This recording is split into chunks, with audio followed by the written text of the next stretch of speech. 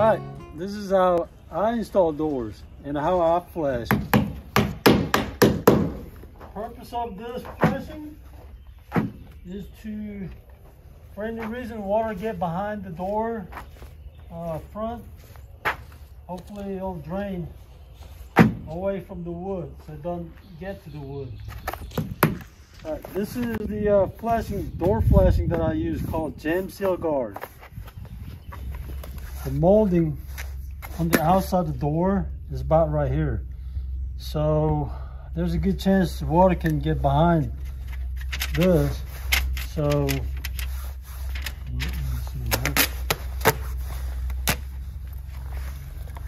I think it's better if you put tape to waterproof this.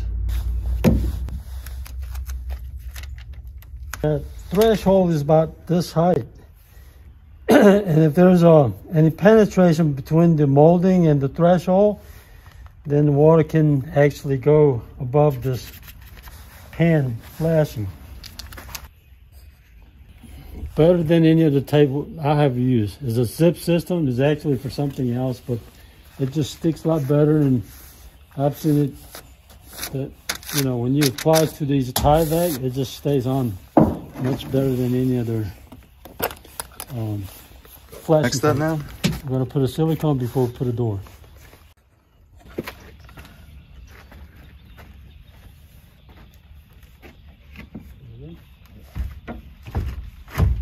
So now we're inside. Alright. I'm going to put a little wedge there to temporarily. Yeah, because this one's got a lot of gaps.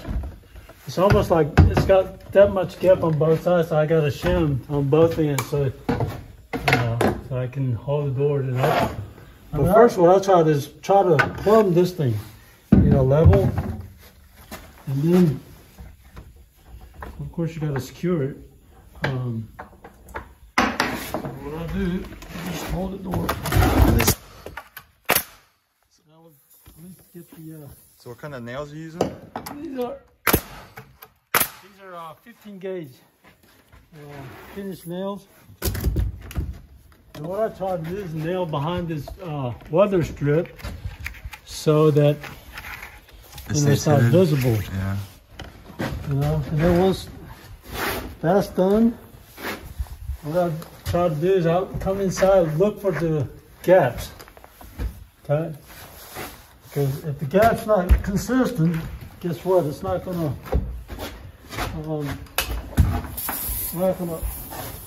open and close properly.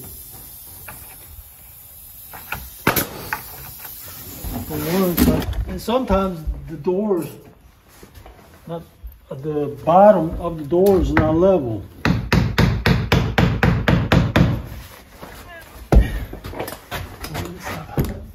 See this one? It's too tight. Yeah. So it tells me the bottom is not even. But there's another way you can close. They give you screws. These come with the doors. Give you 3 screws to put on hinges. That's for the weather strip top and the bottom. Take a picture over here. So there are 3 holes. Okay.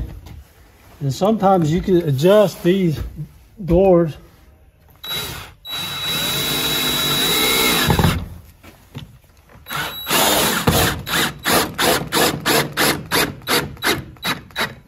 So when you that screw, see, look at that. See that how it operates? It's pretty easy. So the gap is consistent, yeah. Yeah. So sometimes it's, it works out pretty easy by just putting 1 screw. After you do this, what I try to do is I'll pre-drill these holes, because if you don't pre-drill, then it's going to pull these hinges and the gap's going to change, securing the door to the structure. So it's not pulling the hinges. Just a little bit less now. Hopefully the spacing is good still. Yeah, I mean, you can feel it pretty easy. And what you want is a consistent gap. Another thing is, when you close the door, you want to stand on this side and see the consistency. This face to the frame. You know, sometimes you get lucky and you don't have to make any adjustment. Like in this case, I don't, but still, I think the bottom needs to come in. Yep, and so it looks good. Because if you don't have consistency, that means your door slab is either tilted this way or tilted that way. So you're not going to get it airtight. You really need to put a shim here, because if you don't, the doorknob handlers, doorknob installers will screw these plates, catch plates, strike plates, and tend to pull this thing this way, and then you're gonna end up with too much of a gap. So it is best you put a spacer once you find the consistent gap. So what I usually do is put this spacer or in between these the deadbolt and regular knob. This is where I want to stop. Let me show you why I'm doing that way. Start this like that. You know. All right. It is important that you put nails over the hinges. Really, the door is supported by these hinges, so it's best to just put plenty nails or screws on the hinge side.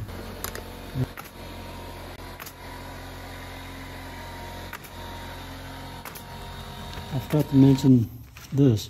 They give you these weather strip that I usually install after pretty much everything's done, because that goes, there's a gap right there.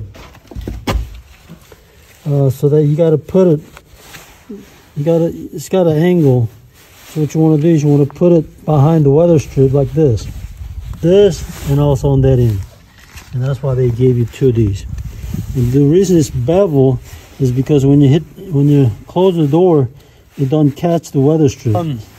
It's the nail. I'm gonna go and put a flashing on top of the door. I made a little flashing, so until we put a roof over, there's a very good chance that water's gonna go down here and get behind this brick mold. So I made this little flashing edge, but it's gotta be deep enough. This is like 1.25 inches, so that metal drip edge has gotta be at least this depth. Come up here. This stays up. I'm just gonna point out the possible areas that it could leak from. It's along here.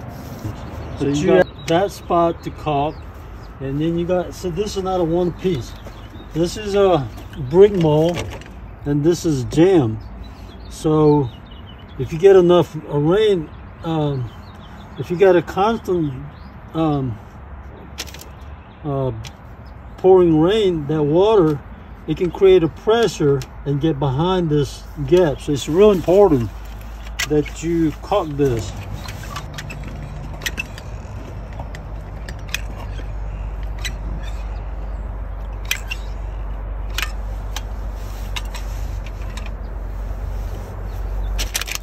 And also another place it can leak from is right there. And when this is something that painters usually do. My caulking skill is not very good. It's cold a little bit. So I'm just showing you. But the spots that painter's not going to be able to do is really not here, it's the back here. Because once the brick mason bricks it, then the painter has no way to caulk this thing. So,